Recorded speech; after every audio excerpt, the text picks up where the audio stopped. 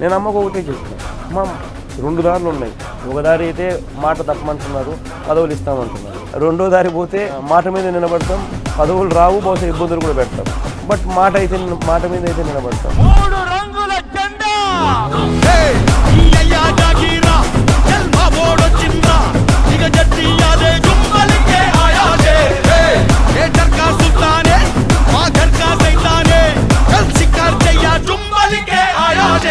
ఆ జెండాలో పౌరుషం ఉంది, ఆ జెండాలో పోరాటం ఉంది,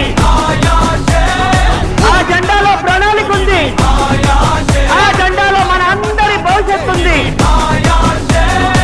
ఎమ్మెల్యేలో మంత్రులు వైఎస్ఆర్ కాంగ్రెస్ పార్టీలో ఎవడూ శాశ్వతం కాదు. ఈ వైఎస్ఆర్ కాంగ్రెస్ పార్టీకి పర్మనెంట్ ఇద్దరే.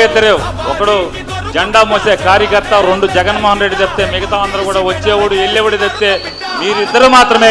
జగన్మోహన్ రెడ్డి గారి పార్టీని అంత తేలిగ్గా తీసేయడానికైతే వీలు లేదు.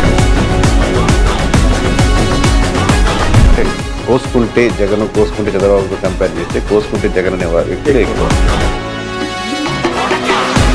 గత 25-30 సంవత్సరాల్లో ఇప్పటి వరకు ఏ పార్టీతోనూ పొత్తు పెట్టుకొని ఏకైక పొలిటికల్ ఎంటిటీ ఎగ్జిస్టెన్స్ పార్టీ ఏదైనా ఉంది అంటే అది ఒక్క వైఎస్ఆర్సీపీ మాత్రం.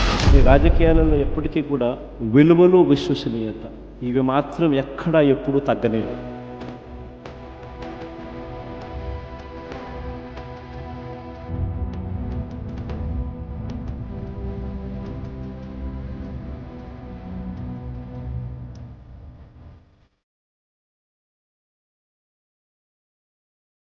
అసలు నన్ను అడిగితే తెలుగుదేశం వాళ్ళకు కూడా గుండె మీద చేసుకొని చెప్పాను, ఆయన చేసిన పథకాలు బాగలేవని చెప్పాను.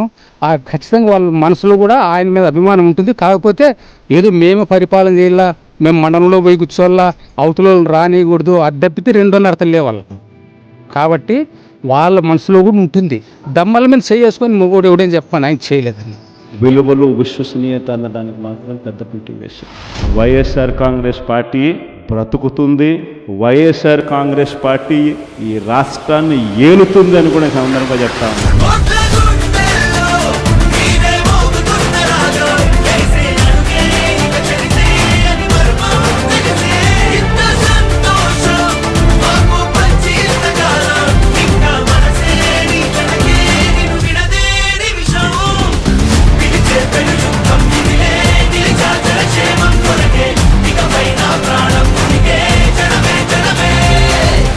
ఎవరు కూడా వైఎస్ఆర్ కాంగ్రెస్ పార్టీకి సంబంధించిన ఏ కార్యకర్త వెంటికి కూడా పీకలేడు అని చెప్పి